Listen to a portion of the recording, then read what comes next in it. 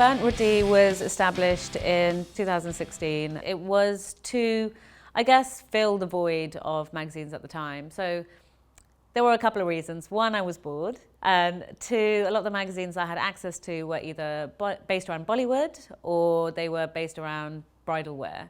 And those are things I did have like a small amount of interest in, but I didn't really care enough to buy a magazine of. And I realized that a lot of conversations around South Asian culture and identity that just weren't covered in the magazines I have access to. And so I decided to create it myself.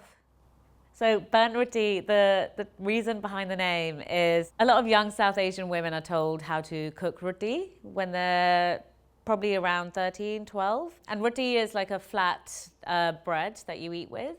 And the point is you make the perfect roti for your husband. And I realized that that's what I was being trained to do, and I didn't want to do that. I didn't want a husband, so I would intentionally burn them. And without realizing it was my first act of activism, just burning all these rotis. Eventually my mum just let me sit down and just like eat the food instead of burning all of the food. And so I thought when I created this magazine, it just made sense to create it off the same title as my first form of activism of burning rotis. And it was also so well known, the idea of cooking rotis as South Asian women. So it was pretty well received. People really enjoyed the name.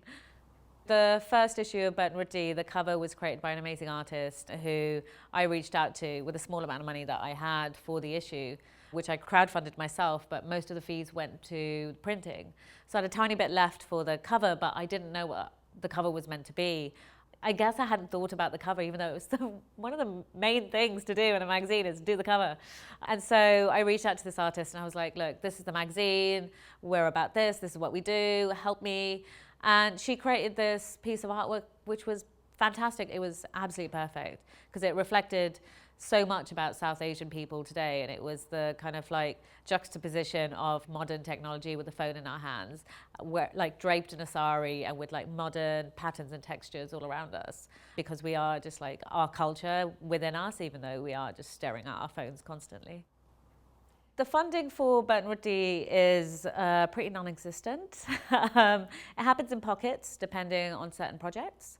I guess it's also around people I reach out to. So for example, the last party we had was the launch party of the last issue, which was the trans and non-binary issue. And so I reached out to a bunch of people for sponsorship. It was Dishoom, Edit Audio, a random podcasting studio in America, Lavender Health, this queer health app, and that's it. And there was nowhere else that wanted to sponsor it. The rest came through my money. And so that's kind of how it works. I try and reach out to as many people as possible. Most of them don't respond, and then I pay for it myself. So funding is pretty much non-existent, which sucks, but that's kind of what it's like in like the independent magazine world.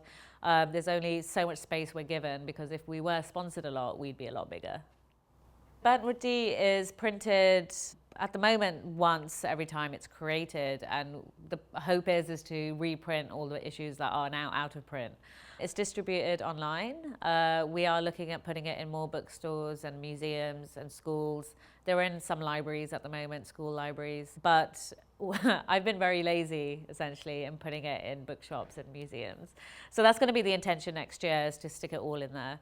But next year as well, hopefully we'll have all the reprints done as well for all the back issues when we create the next issue.